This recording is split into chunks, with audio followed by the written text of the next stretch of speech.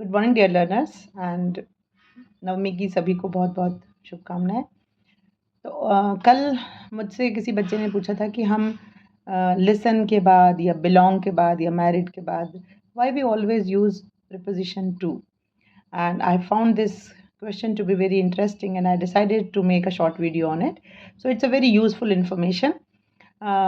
अगर यदि हम इनके साथ टू नहीं लगाएंगे ना, लिसन के साथ बिलोंग और भी बहुत सारे वर्ब्स हैं, तो ग्रामेटिकली वो रॉन्ग भी होता है सेंटेंस और कुछ अधूरा सा भी लगता है ना। वाई द क्वेश्चन इज, क्यों हम टू लगाते हैं लिसन के साथ जबकि हियर के साथ हम टू नहीं लगाते हैं?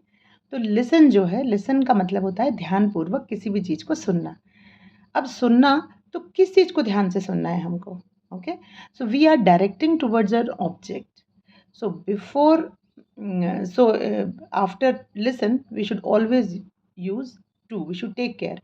हमें ध्यान रखना है कि हमें listen के बाद to का यूज़ करना है। जैसे I am listening to music, she is listening to her teacher and we should listen to our parents। सो आप देखिए तीनों ही सेंटेंस में हमने चाहे लिसनिंग है या लिसन है या लिसनड है, हमको टू का यूज़ करना है।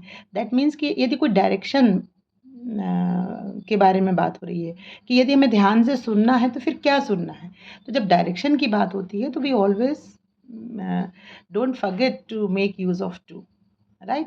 वैसे ही हम मैरिड के साथ भी हम टू का यूज़ करते हैं। सो अगर हम ऐसा कहते हैं कि she is married, he is married, तो ये स्टेट बताता है, अवस्था बताता है कि वह शादीशुदा है।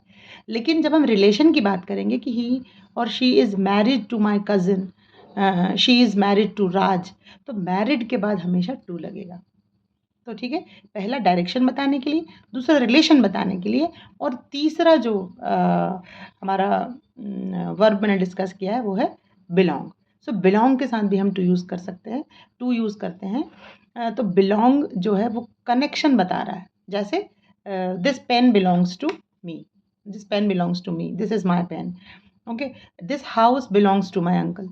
So in this way, when we talk about relation, direction or connection, we always use to with that verb.